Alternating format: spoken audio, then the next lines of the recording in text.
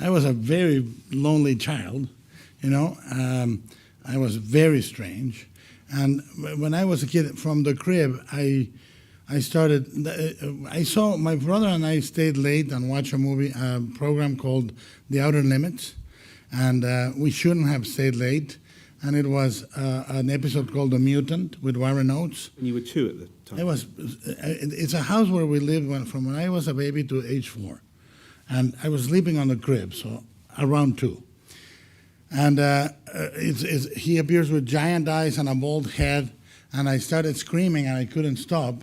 And my brother was a bit of an asshole, grabbed me and put me in the crib and zipped me up, zip it closed, and then he had the great idea to, in a magic shop, they used to sell these rubber eggs as a joke, and he put the eggs and he put a stocking on his head, so he looked bald and with giant eyes, and he peeked into the crib, and I peed all over the crib, and I was so scared, and then from then on I started having lucid nightmares, which meant I would wake up and dream that I was waking up in the crib, but everything was alive in the room.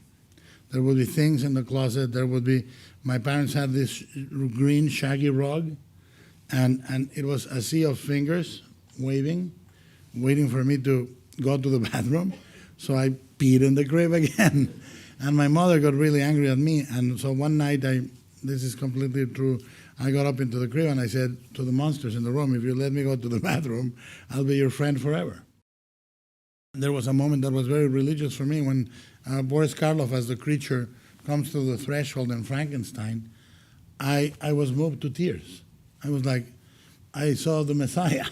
You know, I was St. Paul on the road to Damascus.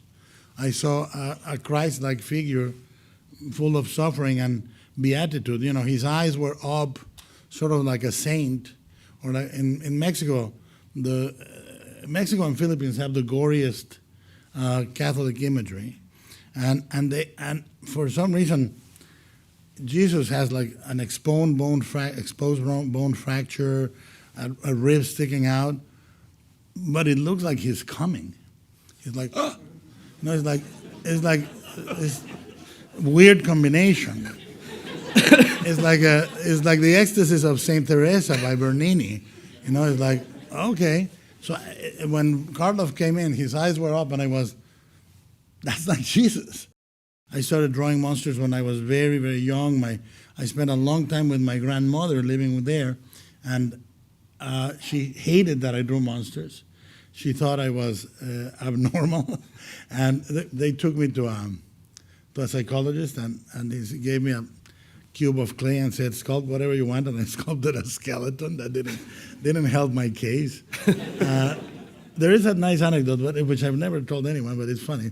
My mother started reading child psychology and came late one night and saw these abnormal drawings in the kitchen, and she said, I'm afraid Guillermo may be severely damaged, she told my father, because these drawings indicate a low intelligence, and my father says, I drew that.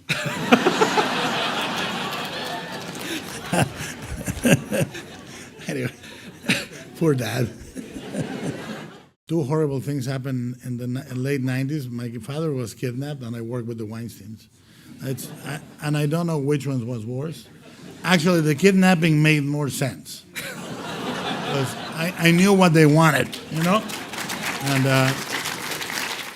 I don't go to parties in Hollywood. I hate them because it's like they're not even parties. It's everybody you avoided during the year together in one place, you know? But Alfonso calls me and says, Alejandro and I are going to the Golden Globes party, and I go, okay, I'm watching Antiques Roadshow. You know, I'd rather stay. And he says, look, get dressed, you fat f***. Get dressed, come on. I said, look, he says, we're going to get shit-faced. I go, I hate drinking. And he says, and we want to do it with you. I go, look, if I'm going to drink, I'm not gonna, he says, I'll send a car for you. I said, okay. So he sends a car for me.